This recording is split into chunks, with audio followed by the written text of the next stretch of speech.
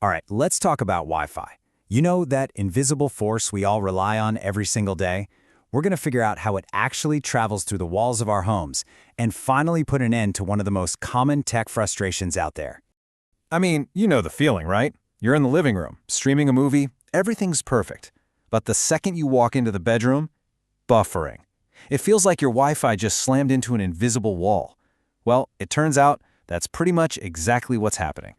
Okay, so here is the biggest mental shift we need to make. Wi-Fi isn't magic. It's not some mystical internet cloud that just exists everywhere. No, it's way simpler and a whole lot more physical than that. At its core, it's just a radio signal. Yep, that's right. Your Wi-Fi router is basically just a really, really sophisticated two-way radio. Think of it like a walkie-talkie. It's sending and receiving information all the time, but instead of your voice, it's sending all the ones and zeros that make up websites, videos, you name it. A really great way to picture this is to think of your router as a light bulb. Seriously, it's always on, and it's broadcasting energy out in every direction. The only difference is, instead of the visible light you can see, it's sending out invisible waves of data. And here is where things get really cool. If you shine a flashlight on a wall, the light just stops, right? It gets blocked.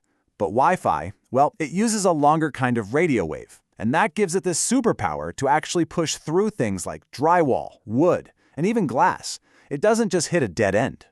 This is the perfect analogy for what's happening. Just like that muffled voice, the Wi-Fi signal fights its way through the physical wall, but it loses a little bit of its energy, a little bit of its strength along the way. That's why your connection is always weaker the farther you get from the router. The signal is literally getting worn out on its journey. But, and this is a big but, not all obstacles are the same. As that Wi-Fi signal makes its way through your home, it runs into friends and it runs into enemies. Let's break down what helps it and, more importantly, what hurts it. So drywall and wood. Your Wi-Fi doesn't mind those too much. The signal can pass through them pretty easily. But heavy, dense stuff like concrete, brick, or stone, those are Wi-Fi's mortal enemies. And then you've got the reflectors. Metal things, like your fridge, will literally bounce the signal away. And get this, even mirrors can be a problem because of that super thin layer of metal on the back. Wild, right? So all of this brings us to another really important piece of the puzzle.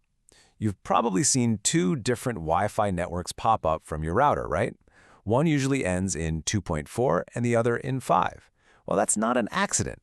Your router is actually sending out two totally different kinds of signals, and each one has its own special skills. Okay, think of it this way. The 2.4 gigahertz signal is like a deep, booming drumbeat. Its long, powerful waves can travel a long way and are great at pushing through walls. The downside? It's a bit slower. Now, the 5 gigahertz signal? That's like a high-pitched whistle. It's incredibly fast and can carry tons of data, but its shorter, weaker waves get blocked much more easily by walls and furniture. Okay, so we get the physics now. The big question is, how do we use this to our advantage? Well, I've got two super simple fixes that can make a massive difference, and you can literally do them as soon as this is over. First up, you've got to think like the signal. It wants the clearest, easiest path it can get. So put your router somewhere central in your home, and for goodness sake, get it up high. A bookshelf is perfect. The absolute worst place you can put it is on the floor, stuffed behind a couch, where the poor signal has to fight its way through all that furniture right from the start. And second, you need to go on a mission to identify those signal enemies we talked about. Never, ever hide your router behind a big metal TV. Try to keep it away from the kitchen too, where things like the microwave can mess with the signal. The goal is to let those radio waves travel through open air, not force them to battle their way through your refrigerator. And that right there is really the whole point.